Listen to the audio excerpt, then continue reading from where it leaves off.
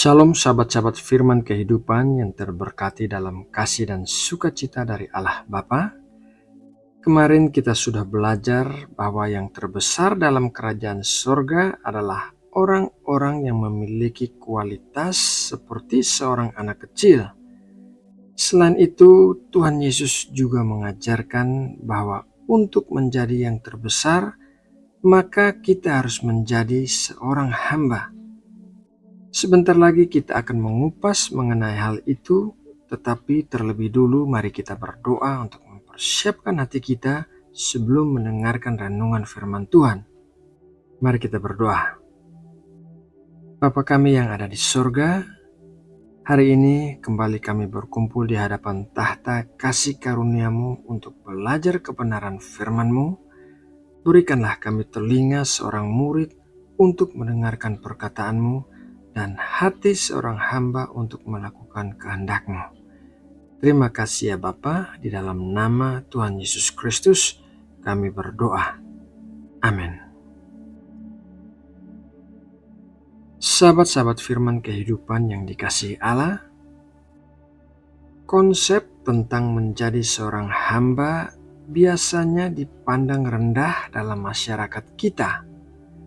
Rata-rata pegawai tidak suka menganggap dirinya sebagai hamba dari majikannya. Kebanyakan manajer juga tidak mau menjadi hamba yang melayani para pegawainya. Konsep melayani dipandang rendah di dunia. Tuhan Yesus mengajarkan kita demikian dalam Markus 10 ayat 42-45. Tetapi Yesus memanggil mereka lalu berkata, "Kamu tahu bahwa mereka yang disebut pemerintah bangsa-bangsa memerintah rakyatnya dengan tangan besi, dan pembesar-pembesarnya menjalankan kuasanya dengan keras atas mereka. Tidaklah demikian di antara kamu. Barang siapa ingin menjadi besar di antara kamu, hendaklah ia menjadi pelayanmu, dan barang siapa ingin menjadi yang terkemuka di antara kamu, hendaklah ia menjadi hamba untuk semuanya, karena Anak Manusia juga datang bukan untuk dilayani, melainkan untuk melayani dan untuk memberikan nyawanya menjadi tebusan bagi banyak orang." Tuhan Yesus mencontohkan dirinya sendiri sebagai hamba yang melayani. Dan karena kita menjadikan Tuhan Yesus sebagai teladan kita, maka kita juga harus mengikuti contoh Tuhan Yesus untuk menjadi hamba yang melayani. Beberapa ciri-ciri seorang hamba adalah: ciri yang pertama yaitu tidak egois. Seorang hamba adalah orang yang tidak mementingkan dirinya sendiri, melainkan mendahulukan kepentingan orang lain karena menganggap orang lain lebih penting daripada dirinya. Seorang hamba bisa melihat kebutuhan orang lain dan tidak menutup mata terhadap kebutuhan itu. Ciri yang kedua yaitu tidak sombong.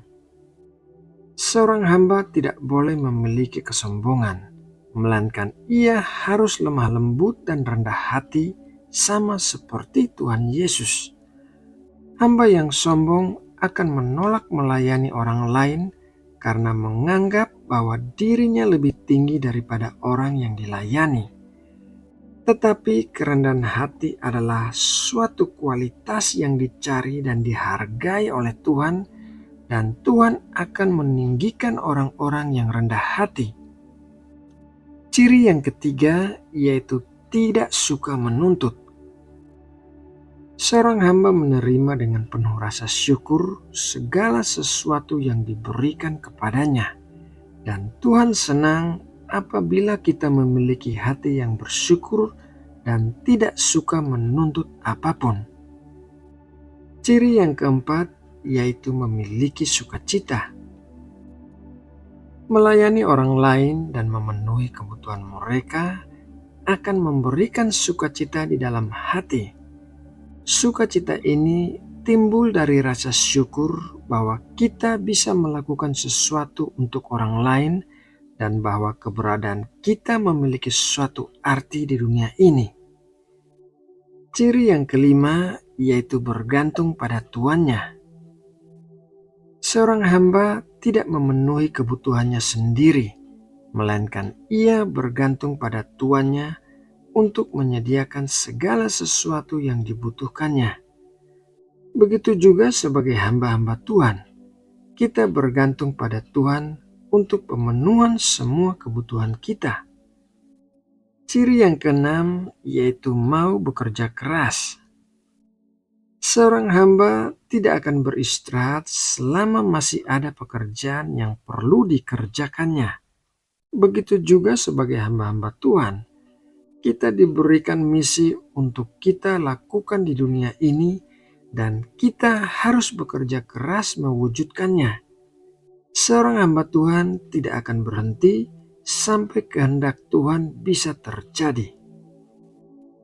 Sahabat firman kehidupan yang dikasihi Allah, seorang hamba memiliki kualitas-kualitas yang menjadikannya sebagai orang yang besar di mata Tuhan. Itulah sebabnya kita disebutkan sebagai hamba-hamba Tuhan, yaitu semua orang yang percaya kepada Tuhan dan menjadikan Kristus sebagai Tuhan atas hidup kita. Nah, sahabatku, demikianlah renungan firman Tuhan hari ini. Semoga renungan ini dapat menjadi berkat yang menguatkan kita semua.